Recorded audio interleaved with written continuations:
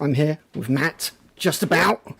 He's Hello. not quite dead, just mostly dead.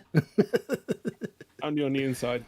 In keeping with the Halloween that's just ended, although it never ends around here. It never ends. Yeah, he is just about alive.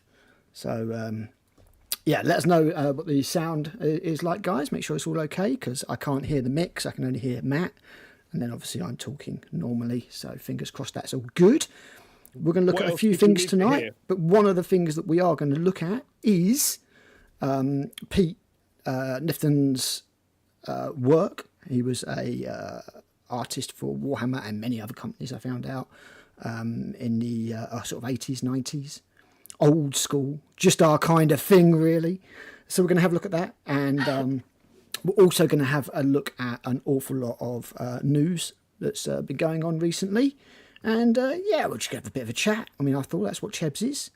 So a couple of tits, chatting hobby, endless bollocks and stuff. So, Matt, how you been, man? Really good. You ordered Blood Bowl this weekend, didn't you? I did, and I have beer. So hurrah for beer. I have Apple Jack Daniels. So, yay. Excellent. Oh.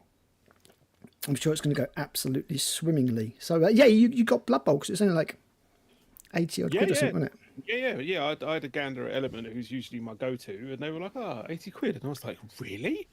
The two teams together from Games Workshop is 70 quid. Yeah, it's like you're getting everything else. You're getting all the tokens, the pitch, and everything all for free. Yeah.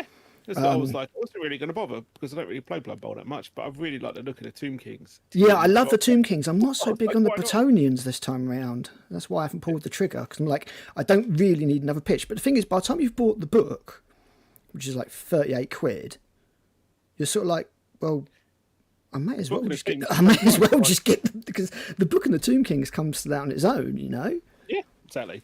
So I may end up getting it eventually. We'll see. I had to take a poorly rat to the vets today. So. Oh no. Yeah, it's Midna, the one that looks a bit like a great white shark. I think she's had a stroke, and now her head is permanently tilted in a very comical way, and she's wandering around in circles. Now we've had this happen with a rat before, and he just got used to it. His name was Surta, and in the end he just sort of adapted, just learned to go in bigger circles. And Sword of Fire. Yeah, exactly. Yeah. And you know, he adapted, so we're hoping that's going to happen with her. Fingers crossed. But yeah, so money out of the window because vets expensive, especially for dealing with like things like rats and stuff like that. So yeah, that's been my recent stuff. I did do a Trench Crusade print the other day, 3D print, and we're going to talk about Trench Crusade shortly because there's been some interesting stuff going on there. But yeah, it's not too much going on. I'm hoping to get some painting done over the next couple of days. I think I'm going to take a day off of doing YouTube, and I'm just going to spend a whole day just painting stuff, or at least like doing hobby of some description, whatever it is. But I have got quite a few more videos planned.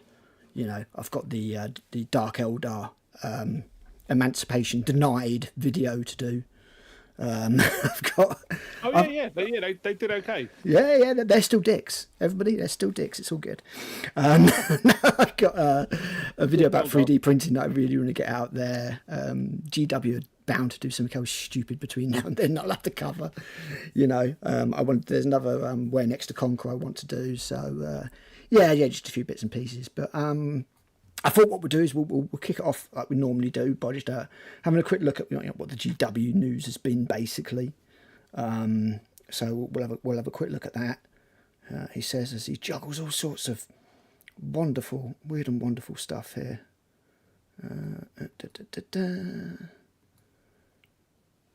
Warhammer community, there we go. Right. So let's get rid of our faces temporarily. Goodbye, Al. Goodbye, Matt. So, my face is all I've known for me. Yeah, no, it's only reason people turn up. So yeah, Warhammer community. We've got like the Warhammer World Champions preview coming up, and they did this little video, and it's got some Ultramarines in it and stuff like that. And it's like, Ultramarines, Nurgle, Dark Water, whatever. Yeah, you know. It's important to note that this plane never left the ground. We can quite see it. It's clear see it's on the ground here, East Midlands Airport, I presume. But we've got some stuff coming up. Dark Water, which we're going to look at in a minute. 40k, which will probably be like the end narrative. Age of Sigmar, it's whatever's next for Age of Sigmar. Horus Heresy, kind of hoping it might be Custodes. Legions Imperialis is getting apparently like a Saturnine box. No idea if that's in this preview or not, but oddly enough, Saturnine will come up later while we're looking at Pete Knifton's stuff. Warhammer the Old World, who knows? I saw those Marauders and I was like, yes, more of this, please. So whatever they do for the Old World, I'm sure it'll be good. Although I was quite surprised today to see that one of our commenters, I don't remember your name, I apologise, said that the cafe stuff was basically just assets listed from Total War, from what you could tell. So, you know. Yeah, they worked together on it, didn't they? Yeah. They designed the units with Games Workshop. But obviously the turnaround for miniatures is quite high, so that's why, you know, that's taken so long. Necromunda, again, who knows? Don't know, but it'll probably be cool, you know. Hopefully there's some stuff to get excited about. Hopefully. We'll have to wait and see. I will be bringing this to you live. Now, I'm basically seeing a band called Castle Rat in the Bodega in Nottingham. And then, well, actually, on Friday, I'm seeing Predator Badlands to review it from my other channel, Critical Reviews. Plug. It's very commendable what you put yourself through to get views on your other channel. Yeah. Then I'm going to go see Castle Rat, who are supported by a band. Oh, God, what were they called? It was mad. It was like, Mythic Witch something or other. Oh, I have to look it up. It's weird band. And then after that, directly after that, because it's going to finish like 11 o'clock or so, by the time I get home, get all set up and have some fries or whatever, some chips, soak up in the alcohol, I will be ready to bring you the stream live. Matt, can you commit or? Fuck knows. I mean, I'll be in Manchester that Friday because we've got Damnation for the 2 days after. Obviously, it's 12:30 our time, so it literally just depends what you're doing at that moment in time. Yeah. So I honestly have absolutely no idea what I'm doing on Friday night. I might be doing nothing. I might be sitting around in my t-shirt and shorts, just playing on my laptop in the hotel room. I might be out on the lash. I might even go to their Night of Salvation pre-gig gig that they do before Damnation proper. Yep. But I didn't get a ticket because they went, LOL's 20th anniversary Damnation, which is why we're doing 2 days instead of just the Saturday. But we're going to do it a little bit differently, and the Friday is going to be a blind gig with no one knows who's playing. So no one knows, yeah, exactly. So you didn't bother. I'm like, and I was like, I'm not fucking buying tickets for an evening of bands that I've no idea who they are. The fuck? Yeah, it's a little bit, but I mean, it happens with things like Vakken nowadays, doesn't it? Like it sells out before there's even a lineup announcement. Yeah. Literally before there's a lineup announcement, it sells out, and you're just like, okay, like literally no bands at all. But you know, I mean, that's fair enough, I suppose. At the end of the day, you know that will happen. Well, I mean, just if you're there, you're there. If not, I'll go solo. It's not a problem. I'll let you know in the evening. Let me know in the evening. Obviously, you know, it'll probably be like an hour long or so. Does it say how long it's going to be? No, but it's an American one, so they tend to be like decent. They tend to put all the effort into that one. So yeah, that's going on. Now the other thing that I wanted to have a quick look at, obviously, was the Sunday preview, which is the new Kill team, and the new Kill team got a price for this. I was really torn by this. It doesn't look very big at all, but the terrain will bulk the box out. Now, to be fair, there is no terrain. Oh, really? Yep, it's just these models. Oh, in that case, I might actually pick it up. And the price does reflect that. It's £67.50. Now, that's still not cheap because that's 11 models. I'm sorry, I do not count this drones or any of that bollocks as models. The Wolf can count as a model. So that's 11 models for £67.50, which is not cheap. But it's obviously a saving on what they'll be separately, because they'll be like 40 quid separately each. And don't forget, there'll be the book. You'll get tokens. Yeah, apparently there's some kind of campaign supplement or something comes with this as well.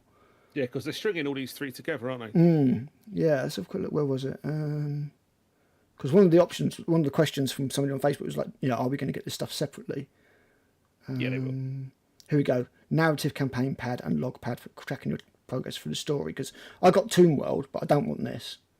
Just don't want it. So as a Tau fan, I do. But you've got your cards and stuff in there, so I suppose that saves you some money. It's at the end of the day, it's £67.50. Kill team stuff tends to get very popular and sell out. Whether or not this will be the case with this particular set, I don't know. We'll have to wait and see. I'm looking forward to clapping my peepers on those stealth suits because they are a new iteration of the suit. Yeah, this is the best picture we've got. But obviously, what will happen over the course of the week is you'll get an article. You get an article on these Wolf Scouts. You get an article on the stealth suits, and then, that will fill them in. You'll get the rules and the models and everything, and you'll probably get one on what's going on in the Necron thing. But don't think we haven't noticed, GW, that these kill teams have shrunk. We're looking like 5-6 man kill teams now rather than 10. We have noticed. To be fair to them, narratively, this is the sneaky set, and you can't have 10 sneaky dudes. But then you price it accordingly, and they haven't. This there's no way this is going to be 25 or 28 quid. This is going to be a 40 quid kill team, and we all know it. So you're paying 40 quid for 5 kill team. But the big box with the terrain was significantly more than this. Yeah, but you got 2 sets of these, didn't you? And you got the terrain, and you got the these guys as well, the Canaptech Circle kill team. Yes. So, it's just getting more expensive. And then you've got your DLC, of course, of the cards. The scenery is available separately. It is nice scenery. You buy a couple of sets of that, you can build something pretty cool. But you don't need the cards, but they do help. It's all pricey. I thought these baubles were kind of cool, but we have enough stuff on our Christmas tree, both 40k related and not. And then just, more stuff. And stuff. I heard you like balls. Christmas stuff. But I did think this looked quite cool. The 50 Years of Games Workshop White Dwarf. This might be one I'll actually pick up. This looks like it could be interesting. Looking forward to that. They did a little article of it today. I'll probably pick that one up just for the nostalgia. And then, it's your Black's Library stuff. And then it's a load of... Don't forget the Hereticus Warhammer Live illustrated and annotated edition. I really want to get my hands on that because surprisingly, I have the other 2. You've got the other 2, okay? So you can get that one then. Yeah, read those books so many times. I've got the omnibuses and everything. I'm not too fussed, to be honest. But they are good books, very, very good books. It's nice to see them still in print. So yeah, you got that, and you've got Warhammer Plus. I don't think anybody cares about Warhammer Plus anymore. Basically that. So that's what's coming up. That's what's going on. Obviously, they're going to do more stuff as time goes on. I mean, I wouldn't be surprised if we see some more previews and things like that. But one thing that they will definitely be showing off on the Sunday that I am looking forward to is Darkwater. Now, one of the problems with Darkwater is it kind of leaked in a very Kirsty's like squeak. It does like a squeak. One of the things about Darkwater is that it kind of got leaks in Potato Cam first, and we saw it and we're like, okay. And then GW went, okay, well, we're going to reveal it. We're going to reveal it really slowly. So we've had a couple of them come up. We've had 4 released now, so we're going to have a quick look.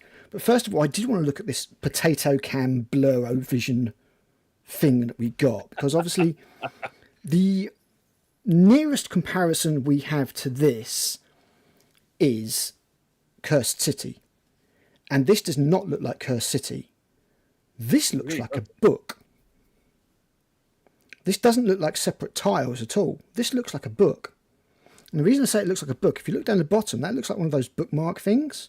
The ribbon bookmark. So I've got a feeling of what this actually is going to be pages in a book, which, if you think about it, is going to save them an awful lot of money on cardboard tiles. Like stuffed fables? Yes. Now, will it make the product cheaper? Fuck no. But, No. You lose a little bit of the modularity. So it's a bit weird with it being Warhammer Quest.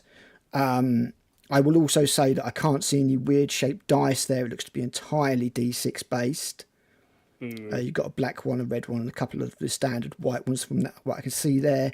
You obviously got your heroes, and we know it's versus Nurgle dudes, and you can see those there. Some of them got oval shaped bases. So it's going to be interesting. I want to see more about it, but I'm growing more and more concerned that this is not really going to be Warhammer Quest, and this is going to be another quite big departure. Now, I dare say we're going to probably end up getting it anyway, because Kirsty loves all things Nurgle, which is very worrying because she's a nurse. But, you know, there you go. Very concerning. But yeah, I mean, to be fair, I think she gets it from your guinea pigs. yeah, and their ways. Yes. But yeah, for those who don't know, that's a little bit of an in joke, because when I visited Alpha, he's never going to get over this. He's going to need therapy for this. Yeah, back in February, we was all sitting in his kitchen around the table, getting in a game of, like, I think it was like Cthulhu Death May Die at the time. Yeah, I think it was Death May Die. Yeah. And I had my pint of drink down next to my chair on the floor, because we don't put drinks at a damn gaming table. No, we don't. Why don't we do that, Matt? I ain't saying. And I've literally, like, leant down his guinea pigs on the cage, sort of raised off the floor on some stuff next to my glass. And it's like a 2-level cage. So the guinea pigs are in the bottom because it was freezing cold in February and you can't have them outside. And then the rats are in the top one.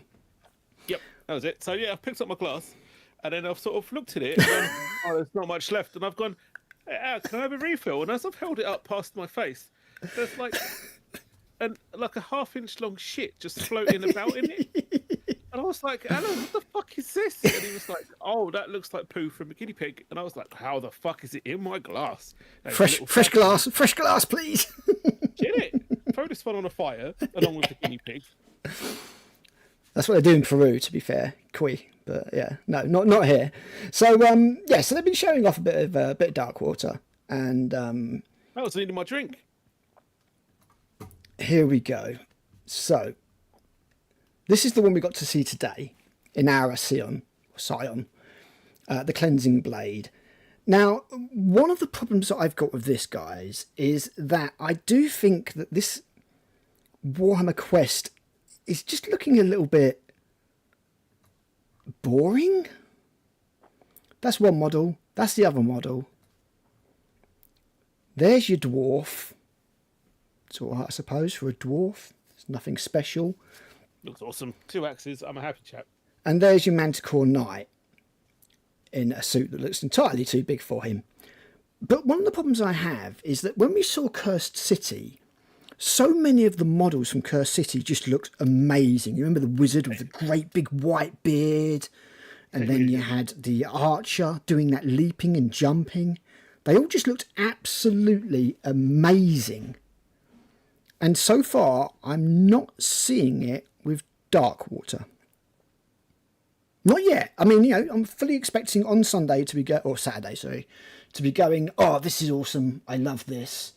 Yay, all that kind of stuff. But the previews that they've shown thus far have been a little bit sort of not that great. So we'll have to wait and see. They're probably just leaving the best stuff for last. And I'm kind of hoping that some of the Nurgle stuff is really cool, because then the wife will be like, yes, we can get that, and I'll be like, yay. But yeah, I mean, I just wanted to say, so far I'm not blown away. There's nothing to maybe go, oh, that's really awesome yet. Could happen, but not yet. So just get rid of that. And there's the dwarf. As I say, he's all right. Don't get me wrong, it's nice to see a dwarf. It's nice to see an actual dwarf that is a dwarfy dwarf, or dwarting as they want to call them, and not a naked fire slayer or anything like that. To get these old world, but that good is old school dwarf. Yeah, I mean that's probably my favourite out of all of them. But that is just a dwarf model. There's nothing brilliant about it just yet. We'll have to wait and see. Say on Saturday, I may well be just turning around going, "Oh, this is the best thing I've ever seen. Give me all of it."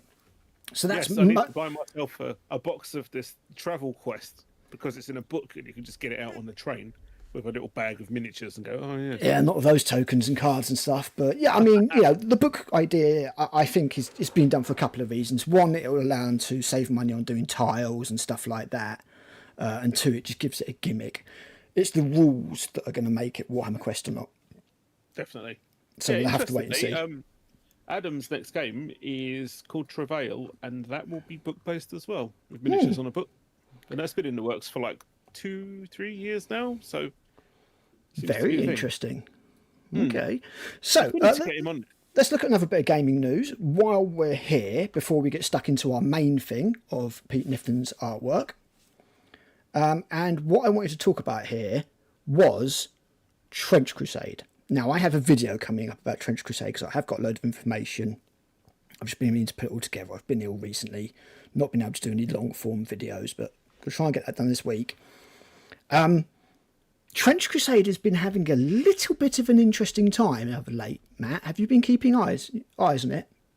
Not at all. I'll leave that to you. Okay, so obviously we know that our books have been delayed.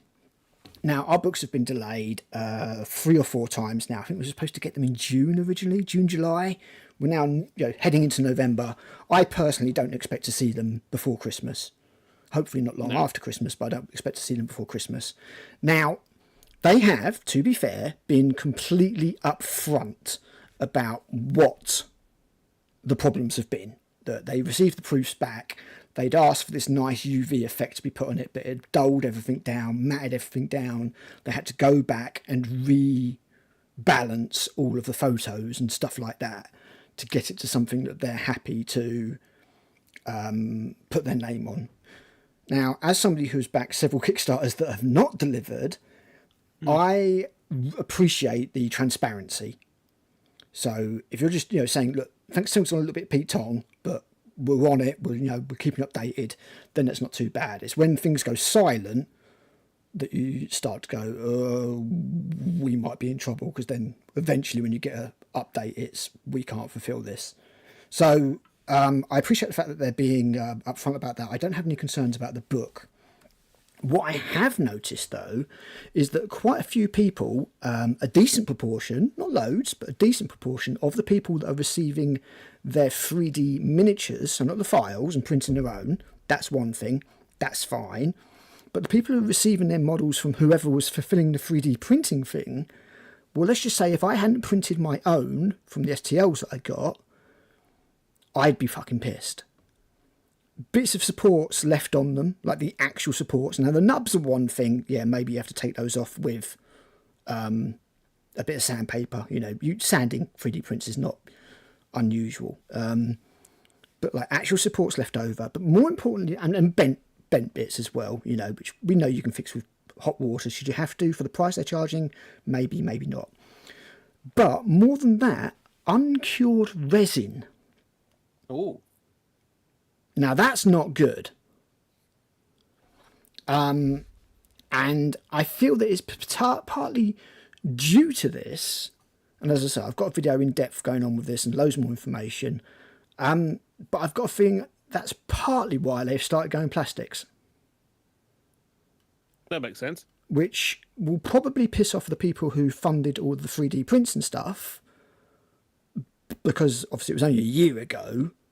And you're kind of getting these shitty 3D prints, and then meanwhile they're using all the money to fund this plastic range from Archon Miniatures, which looks really nice. And Trench Crusade have turned around and said, look, there will be no major releases in STL or resin format in the future. None. No more. They're done with 3D printing. Plastic all the way from here on out. And there's some cool stuff coming. As I say, I've got information from Nova and stuff like that I'll be putting up, being completely transparent, not... we're not a shill, nor are we a hater. We're not white knights or black knights. We're greying knights. But yeah, this is interesting. So I've seen some of these 3D prints that they've chucked out, and they have not looked good. As I say, bits of bits of cured resin or uncured resin, sorry, is not on. You can't be sending that out to punters, especially to people who might not know how to deal with 3D prints. And these weren't cheap. You know what I mean? It's one thing if you get these and you paid like 10, 15 quid for the box, but these were like premium priced 3D printed miniatures. So it's a little bit of a shame that this happened. Hopefully, Trench Crusaders had it's a little bit of a bumpy ride, made loads of money, in my opinion, too much for them to deal with the demand, which is why some problems are happening. Totally caught them off guard. Hopefully I can sort it out for the future, because I do think there's a good future for this this range and this world and the rule set, but we'll have to wait and see. I'm going to be keeping an eye on it, and as I say, I'll have a video coming out on it real soon. Right, there's one last thing that we're going to look at before we get to Pete's work. And this was in relation to last week's video where we had to look at some Golden Demon winners. You remember, Matt? Yep. Now, Tavarian Miniatures, who I featured in my 5 YouTube painting channels you should check out and not bother with Warhammer Plus video, has done a really in-depth video looking at the Golden Demon stuff. And added some new perspective on a few things. So I just wanted to cover those real quickly, Matt. So let me just bring those up. So this is the first one. This is Andy Wardle's Fjeugen that we saw. On the left is Warhammer's or Games Workshop's photo taken at Golden Demon. On the right is Andy's photo that he took himself, presumably in his studio with like a photo box. You see the difference there? It's massive.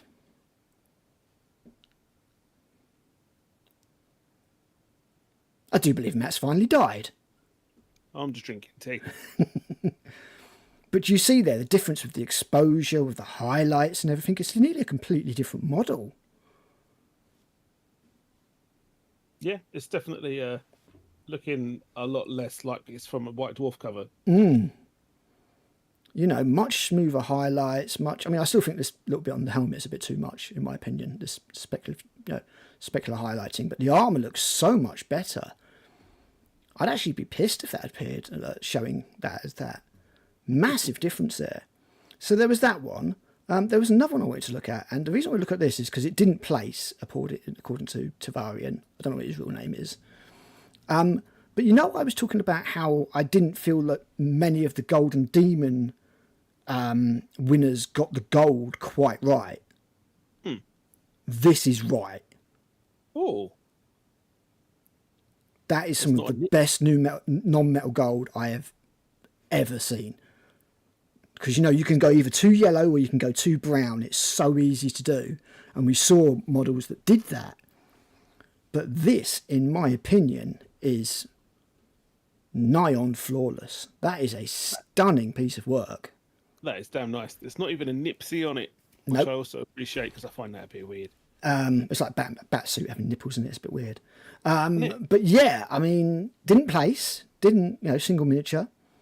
If you remember correctly, it was the Kroot was number 1, the Archon was number 2, and then the Andy Wardle's Fjeugen was number 3. Now, if we have a quick look at this, talking about that Archon, we were talking about that, weren't we, and how it was a bit weird and the posing was a bit odd. Turns out the reason for that is because it was sculpted from the shit standard static old Archon model. Your favourite Archon. My least favourite Archon. Which is, that really highlights how much work he did. And I didn't realise that, but he's made that model look damn good somehow. With hard work. Yeah, he's really done a good job posing it. It explains why the pose and the pistol is a little bit off and looks a bit weird. But if we're talking about fixing what I consider to be quite a flawed model, it just looks like a chess piece rather than a wargaming piece. Then, Johan Leduc did some really, really fine work there, in my opinion. So I didn't have that appreciation for it at the time. I fully recommend checking out Tavarian's model, Tavarian's video on Golden Demon. It's very interesting, about 40 minutes long. I think he's an ex-Golden Demon winner himself and stuff, so he knows what he's talking about. More than the likes of you and me, who are just old. But I just thought it might add a little bit of new perspective because it's pretty damn cool what he's done there. Yeah, we're just winners. That's all. So yeah, very cool. Like it. So we'll get a shot at that. Now, the main part of today's CHEBS, which, just to remind any new watchers, is a couple of tits chatting hobby, endless bollocks and stuff, is the passing of Pete Knifton. GW, unfortunately, haven't mentioned it at all. I kind of thought they might. I don't know, maybe it's just a little bit too old school for them. But they've not said a damn word, which I think is a real shame. Yeah. All the suits there were like, who? Yeah, pretty much. I mean, imagine the last time I went to Warhammer, well, most of the staff are like, huh? Like he hasn't done anything for GW since they've been born, kind of thing. Do you know what I mean? So, Yeah. But from a Grodnar perspective, certainly we have lots of fond memories of Pete's work. And we're going to have a look at some of it, basically. We're going to go through it because it's all the old school stuff. It's what we're all about. And as I was going through it, I got more than anything to do with what he drew or anything to do with that. I just got a feeling, an atmosphere of what 40k used to be like back in the days of we don't really care. It's all a bit stupid anyway, if you know what I mean. Never took itself too seriously. Yeah, not at all. Not at all. So we're going to look at a few pieces. And here's a Space Marine on a jet bike because why not? You know, this is from Rogue Trader. This is the proper early days. Very stark black and white style, which I like. But you can see the early, you know, that is a bolter. You can see the design cues. You can see the peaked, I don't know, is it a sight or what? I couldn't remember. And then you've got the ammo, you know, it's almost the same. The curved sickle click. So yeah, pure 80s, 90s retro there. You know, kids look at it these days and be like, what the fuck's that? And be like, this was it. This was the old, you know, this is, you looked at this and you're like, yeah, that guy looks like he's going to, you know, fuck shit up. It's good. So he also did a lot of Blood Bowl work, I found out. A lot of second edition stuff, yeah. Yeah. And again, just loads of bags of character, you know, stark contrast, comic book styly, but you can see all the stuff. I love the fact that the Orc shoulder pads are actually hollowed armadillos, which just honestly just makes me think of that Harry Enfield advert. Our armadillos, smooth inside, crunchy on the outside. That was the Dime Bar advert, wasn't it? Dime Bar, yeah, Harry Enfield. Dime Bar advert. Yeah. So, yeah, that was just really, really cool. Just of a time. And yeah, sorely missed, really. You know, you don't really... I mean, some people would say it's crude, but it's just got all these little bits in it. You've got, like, the Blues Brothers there, I presume. For some reason. In the background, like, you know, why not? Why not have the Blues Brothers in the back? Because they could. With all these... I don't know what's going on there. Imperial Guard training? That looks like an Ogrin. That looks like lots of dudes just battering the crap out of each other. It was wargaming nerds who are having fun in a sandbox. Now it feels like it's made by people who hate it. Yeah, I mean, I don't know about hate it. They definitely don't seem to care about it in the same way. I don't get the sense of care. It just feels more and more like a product. With every passing, you know, like my video today said, that new Blood Berserker Surgeon or whatever the hell it is may well be real. I wouldn't be surprised. And I think that's the problem. That I'd be like, yeah, it's probably real. It's not like you can look at it and go, oh, that's too crap to be real. And you just look at the other stuff you've got and you go like, yeah, no, it's probably legit. Yeah, Raging Berserkers, well known for their delicate surgery. Well, this is what I said. Yeah. You know, like, you know, you've got Berserker, which is the, you know, uncontrolled mouth foaming frenzy. And that's one part of the name. And then you've got Surgeon, which is the exact opposite. Slow, controlled, deliberate movement. And I'm just like, the fuck are you raving on about, you nutters? So, yes, Kevin also suggested that I chuck my other channel in the comments, and that's a damn fine idea. So I'm going to do that. Someone else suggested it now, so it's okay. Well, I didn't want to just assume, but yeah, it's there if you want to have a look. Exactly. It's very British of us. Oh, we couldn't possibly. Indeed. So what's an imposition? But yeah, this is great. I just love all this. I love the irreverence of it all. And we saw this piece, and we looked at this piece in. No, it wasn't Rogue Traders. This is one of the battle manuals, if I remember correctly. It might have been Astronomicon. It could have been Astronomicon. But another great piece. I just love. I mean, look at the size of the Rhino. Now look at the size of the Space Marine. That has never, ever, ever, ever, ever, ever been to that scale. No. Ever. But it makes sense in that picture. It makes sense in that picture. Like, oh yeah, you could fit 10 of those in there. Not so much these days. Old Sentinel. Yeah, the old Egg Sentinel. Brilliant. The thing I love about that is it looks like a sidecar that somebody's just chucked legs on. Yeah, and a multi-laser. Yeah. Then you've got the SS Commissars. Not particularly subtle there in any way, but yeah, 40K wasn't about subtlety. Yeah, just a great picture, you know. And these rhinos, these aren't for Space Marines anyway. These rhinos are for Imperial Guard, because you could do that back then. And the only Space Marine you've got is a Tech Marine, just to get it all sorted out. And squats. And the stupid squats that would come back as bloody Leagues of Votan. Blech. Not if you're playing Necromunda. No, not so much. I prefer the Necromunda ones a lot. But yeah, very, very cool. I mean, even these guys up here, like they look like the retro or proto rather 40k Space Marine Scouts are standing on top of the Rhino. I know they're not. You've got your Rough Riders, you've got your Ogrins, not quite as giant as they are these days. But for a universe's formative steps, seeing something like this would be so cool. And I think that's something about the old days, as we were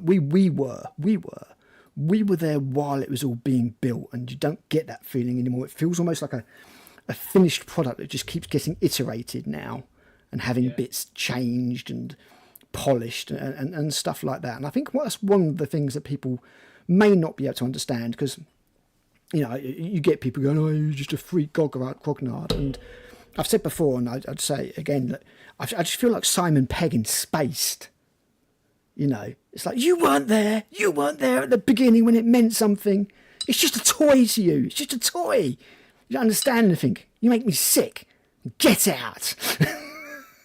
I don't know what you're talking about. I didn't like Space. Dude. I love Space. It's great. But yeah, it does kind of just feel something's been lost. And we're going to lose all of these artists as time goes on. Sucks. John Blanche is going to go eventually. Jez is going to go eventually. And yeah, we're just going to lose this whole era. Now, this is obviously a very, very famous piece. Very, very famous. This is War Master from Bolt Thrower, you may well know it as. Now, I have this as a back patch on my new battle jacket that I'm working on. He does, I've seen it. This is just... I mean, I don't know if this was even done for Warhammer. I genuinely don't. I don't think it was. I think this was just done for Bolt Thrower, because there's not a lot of Warhammer about it. It's just quite generic kind of, you know, space warrior. I mean, you could even say this is the Emperor in his barbarian days, battling the techno hordes and stuff, you know. But it just sums it all up, doesn't it? That kind of 80s fantasy, outlandish poses, outlandish, everything's awesome. Yeah, just totally over the top, bonkers nonsense. Why has he got gold tights? Why the fuck not? Why not? It's just nobody. It's all fine. It's just violence and everything, and it's all just amazing, and everybody just loves it. So yeah, it's very evocative, and Bolt Thrower chose this to be the cover for their album War Master, which would be like what, 91, Matt? Don't do the numbers. How many cool stuff for you people? But yeah, it's great. Yeah, it's great. It's just, you know, I almost expected it to be picked up as a black metal album cover, you know, with the burning churches and everything in the background. But I suppose it's not. Exactly, it's too colourful. It's not cult enough, you know. So someone needs to redraw it as like a in battle there is no law style scrap. Yeah. Just make it totally punk. And then some black metal band will be like, "Oh, now we can use it."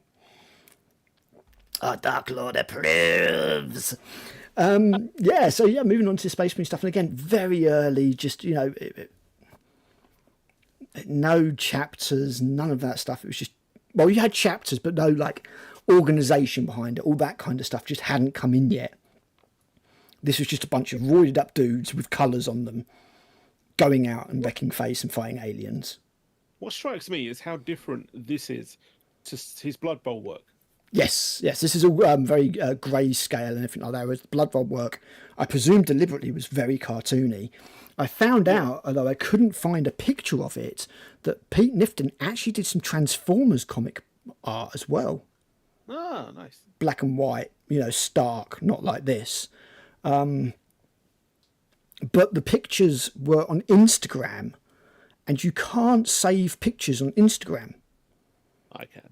The only thing you can do, because it just goes, save as webpage. I'm like, I'd rather not, is do a screenshot. And unfortunately, when you do a screenshot of something very, very small and make it very, very big, it looks crap. It looks like absolute shit. So, yeah, that was a no-go. But, yeah, have a look. He did some Transformers work. So this is what we're talking about with the Blood Bowl stuff. Just all very, very cartoony, but it's you can see the links are there. I mean, this almost looks like it could be straight out of 2000 AD or something. That's very much the style that they went for. Yeah, a lot of his black and white stuff does look like it could have been. Like, that's a very nice high-resolution one. I'm not the one I'm looking at. No, you won't be. You're clearly behind me. I'm waiting for it to catch up. Stupid stream. But yeah, really, really nice. Really nice piece. Just, loads of atmosphere. Bum cheeks. Of course, bum cheeks. Ridiculously sized knee armour. That looks tiny, bit impractical. You could fit the ball in there. That might be the whole point. That piece of armour has its own tackle zone, I'm telling you. But yeah, fighting off against some, I don't know, chaos brute of some description. But yeah, just pure fantasy. And then again, this piece here. Korn, Reebok, Chaos Cola. Just nonsense. Just pure nonsense. Irreverent 80s bollocks, basically. And I loved it, yeah. It was just so cool. Jervis Johnson just had this idea of just like, let's just take American football and just have them just basically just beat the shit out of each other. Not so much of the actual sport itself, just a massive brawl. I suspect he and some people may have played some Speedball on the Amiga back in the I love that game. Speedball Deluxe, was it? Or Speedball 2? Ice cream. Brutal Deluxe was the team name, and it was Speedball and Speedball 2. Speedball 2 then I must have played. Yeah, I used to love that game. Because you could put work into all your dudes and then they could accidentally get killed and stuff like that. Yeah. And that was a great game. I love that. I mean, I like the Blood Bowl games. It's just the AI is so fucking cheaty. Wankers. I'm going to go for it. Oh no, you failed. Oh, I'll use one of my rerolls. Oh no, you failed. Really? Really? Needed a 2+. What the fuck? Which I've got to say, there's a few things that I was quite pleased with the new edition of Blood Bowl. Some of the changes look quite good, actually. It underdone some of the stuff that looked a little bit too much. Nice. Although I've not picked it up yet, at the very least, I think I will probably pick up the book. It's just those Bretonians I don't like the look of, really. I love the Tomb Kings. They're great. But yeah, and then we've got this one here. Now, I love this one. This one, again, it's... And what's that in the background? Who knows? Who cares? It's a thing with a Space Marine. And the Space Marine's just a dude in armour. Oh, those are robots. Those are the old Imperial robots. The old... but there's nothing 40k about them, is what I mean. So anybody who'd look at it. So somebody who is young, forgive me, would look at this and they'd be like, that's a Space Marine. Yeah, but they'd look at the robot and they'd be like, what the fuck is that? Because they'd have no frame of reference. I need to look them up now. It's going to bug me. But yeah, just great stuff. And just, not everything's perfectly proportioned, not everything, but it's more about the feel. It was more about the punk and metal ethos that was just a massive part of Warhammer 40,000 back then, of Warhammer in general. It felt like a metal or punk. It felt fresh. To me, at no stage did it feel like this polished corporate product. It was like the most uncorporate thing I think I'd ever seen. From somebody who came sort of, you had your action figures for like all various cartoons and things like that. And this was just something completely different. These little metal models that were, kind of crude, but at the same time, just awesome as fuck. So, I think a lot of it was, for me at least, was like my introduction to sci-fi was all fairly safe standard stuff, like a little bit of Doctor Who, mostly Star Wars, Star Trek, that kind of stuff. And then this came along, and Doctor Who's quintessentially British anyway. Yes. But then this came along, and it's such a stark, massive difference. Yeah, especially if you hadn't. It'd be different, I think, if you'd been reading 2000 AD. Yeah, I hadn't. And I didn't back in those days. I read Eagle. I was reading Eagle. Dan Dare. Yeah, Dan Dare and other things, like Johnny Storm was in it, Doom Lord was in it. I've got a load of them upstairs. Doom Lord was a terrifying cartoon series. But this was like all of that put into a cohesive universe. Like that. I hadn't read 2000 AD, so I hadn't had that angle of it. But this was like that level of action adventure portrayed in a very different way, and nobody gave a fuck about the politics of it at that time. I don't think. No.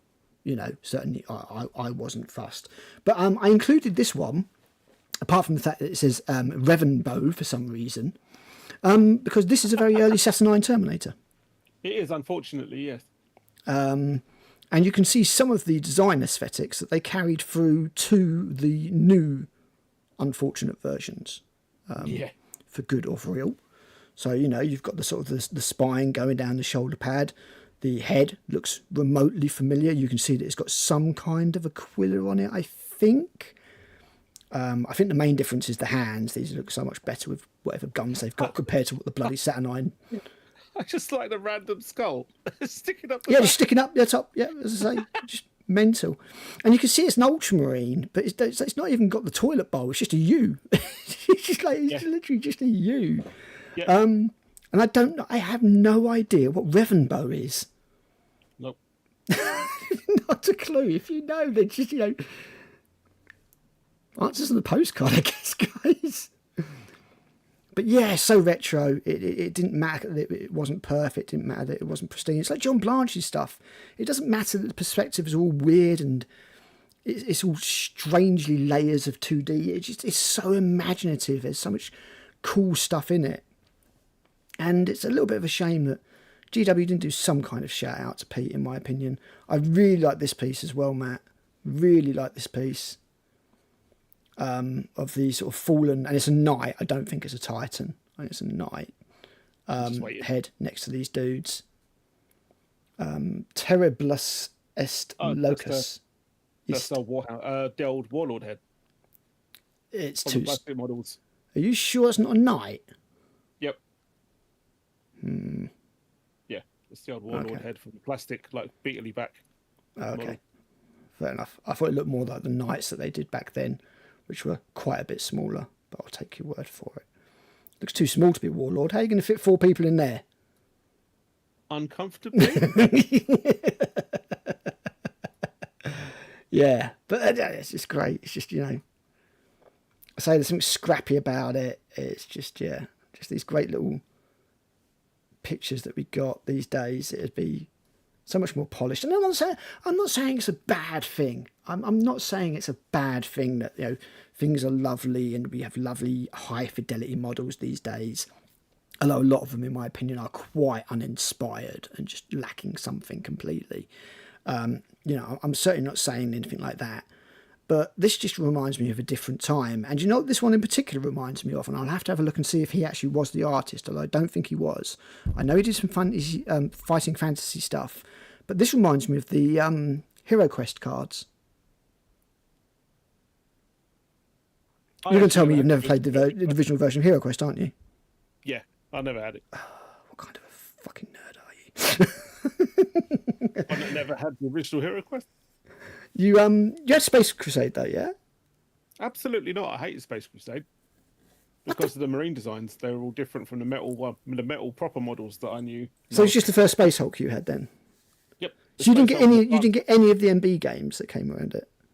No, I had Space Hulk and Advanced Space Crusade. Oh, Advanced Space Crusade. I think that was MB. To be fair. No. Okay. No. No, not at all.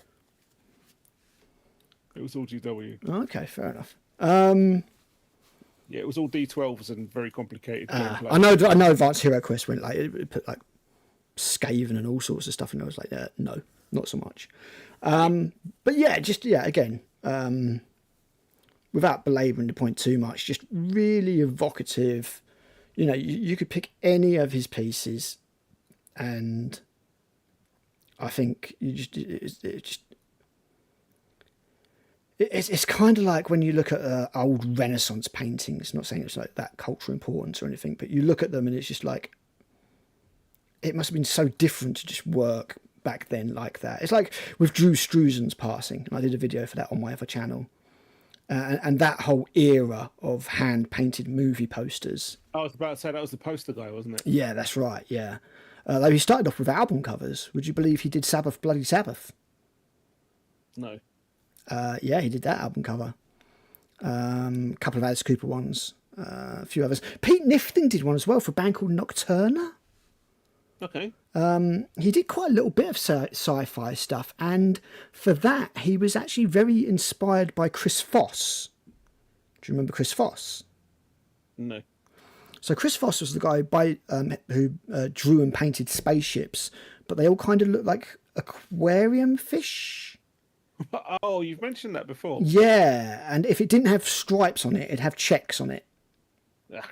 Now, Chris Foss, as far as I'm aware, only ever did one painting for Warhammer, which was a Battle Fleet Gothic, but it probably wouldn't have been Battle Fleet Gothic back then. Space Fleet?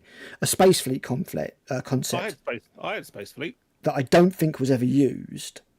But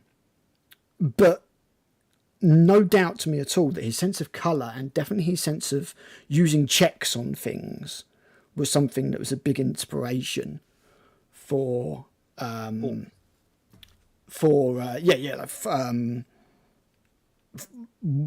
Workshop in general with their painting and stuff like that. I'm sure I've done this before, but we'll have people watching that haven't seen. So let me just bring up some of his stuff real quick.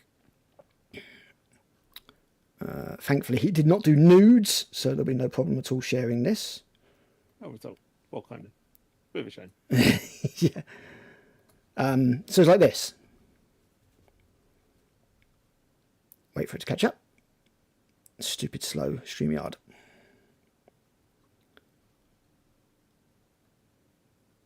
There it is, or OBS. So the piece that is just on the end at the top is actually a concept piece that he did for Dune that never got used. Hodowski's Dune, a mad Chilean surrealist who was going to do a version of Dune with Mobius, the French artist Mobius, as the main concept artist. And there was some of the concept work that he did for that. And then I think, yes, it is. You see the one, so you see the book cover. You see the one two to the left from that? Yes. That's his concept from Space Fleet, I think. Which is probably why I didn't get used. It's a little bit mental. But yeah, that's Chris Foss. He basically painted loads and loads of spaceships, made some of them look like fish, as you can see from this top one here. I did my Eldar for Battlefleet Gothic a little bit like this, but not over the body. I did it over the membranes on the fins. Okay. like a little tiger shark type pattern. I did that on the bottom of my my tiger shark, my tail one. Ah, okay, yeah, cool. So it's kind of got like lighter V Yeah. lines on it. I've actually got that art book, the Chris Foss art book.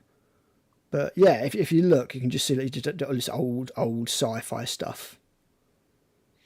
And yeah, that was rejected Warhammer 40k art. Not quite what they were looking for.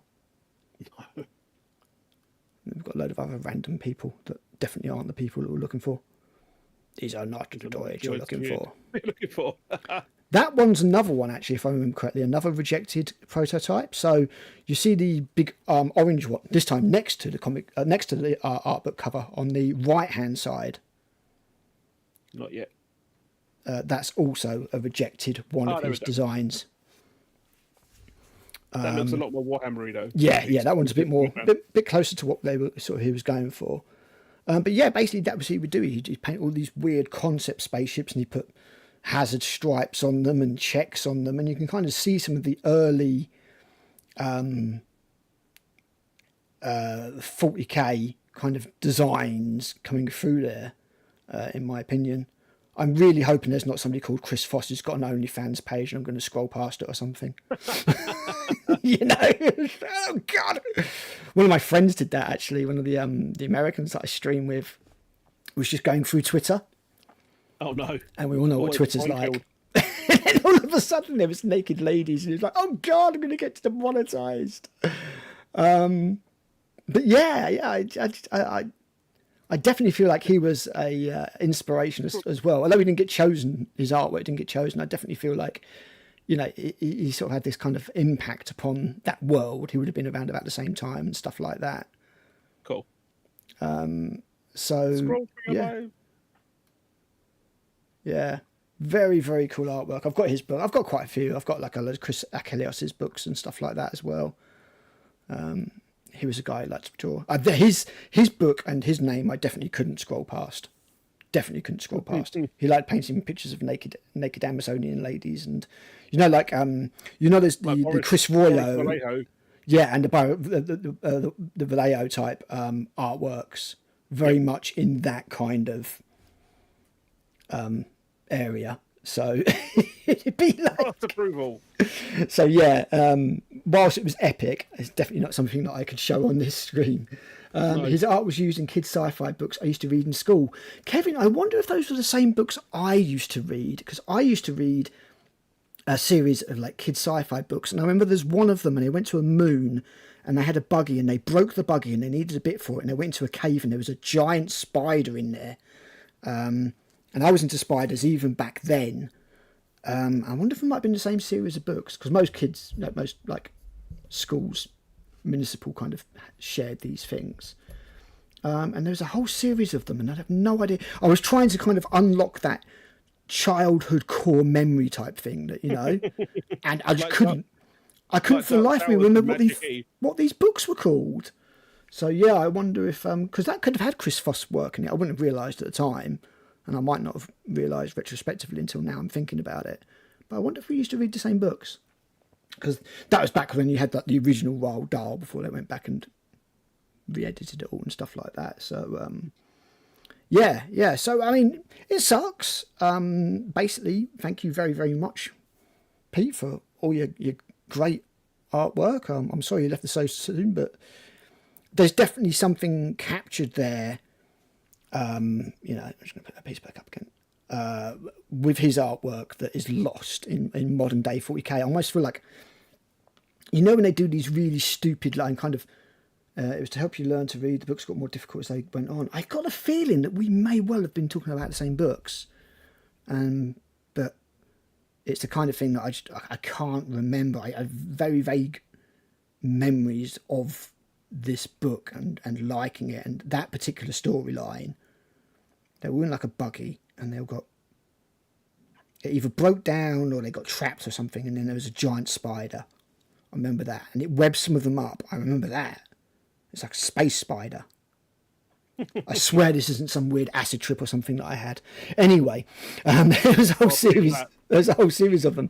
But I was just thinking, like, yeah, this is like probably the equivalent of those weird Everybody's Friends comic book kind of colour pieces that they do these days, where you've got the happy little space marine teaching the girl to paint or whatever.